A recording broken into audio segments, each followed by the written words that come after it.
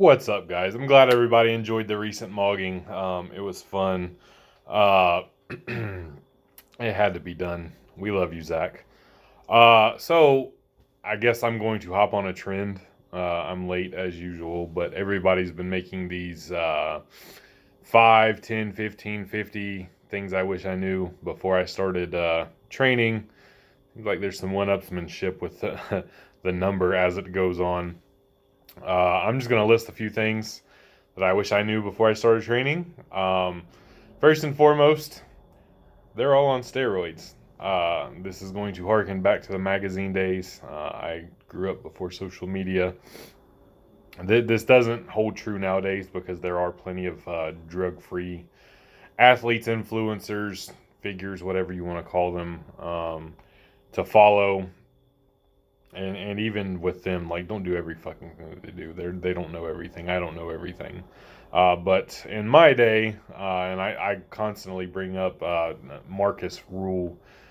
He was just like the biggest, freakiest fucking dude ever in these magazines, and that was his nickname, the Ultimate Freak.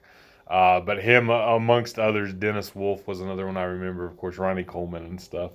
Uh, yeah, they were just all fucking gigantic, and I thought, reading their training splits and things like that, that this is all I got to do, and I can look like that and just lift little weights and eat a lot of food, and yeah, I'll be good. And yeah, no, it's not. You're not gonna be that. So again, this is more personal to me, but yeah, one of those things I wish I knew. And in conjunction with that, these dudes were selling fucking the worst protein powder ever in these magazines.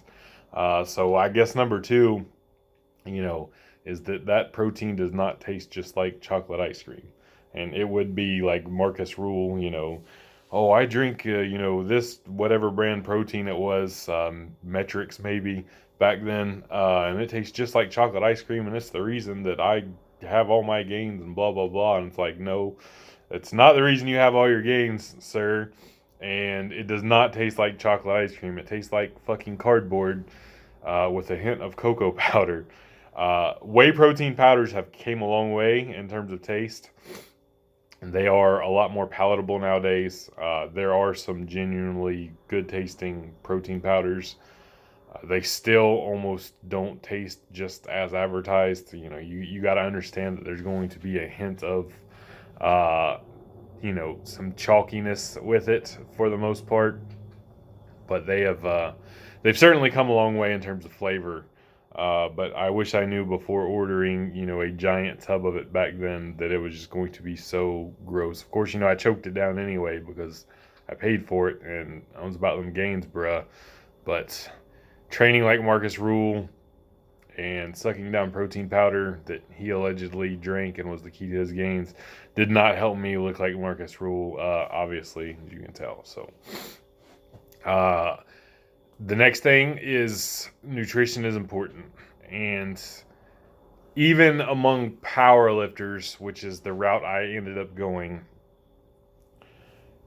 there's the eat big to get big, but it's taking way out of context. Like, you do not need, most of y'all aren't going to need 6,000 calories to grow. And you don't need to be shoving McDonald's in your face, every 3 hours, 4 hours, eating Oreos at night, ice cream every day to get big. You don't. Like, you're going to be way better off eating real whole foods. For some of you, throw in a dessert here and there to get those calories up where you need them to be. But you don't need to just, shove a bunch of trash into your face all day long to get big, to get strong, or things like that. I've even said, even when I was at my biggest, I probably ate 75% mostly whole clean foods, and then I was shoving garbage on top of it. But it was very important to get the whole foods in first. And get those micronutrients that they play a big part in performance and recovery. It often goes understated. We typically look at calories and macros, and yes, for gaining and losing weight, those are supremely important. But the micronutrients and the composition of the food you're eating is going to play a big part in your performance, and your recovery and your sleep, everything. So make sure you're keeping an eye on that too. Don't just, I'm eating 5,000 calories of trash for the sake of eating 5,000 calories.